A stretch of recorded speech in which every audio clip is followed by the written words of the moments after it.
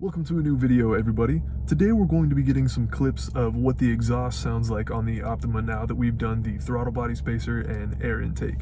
I also went ahead and picked up a new camera that we're going to be able to put on the spoiler so that we should be able to get some very nice sound clips. So let's go ahead and hook this thing up. We'll do a couple of pulls and see what it sounds like.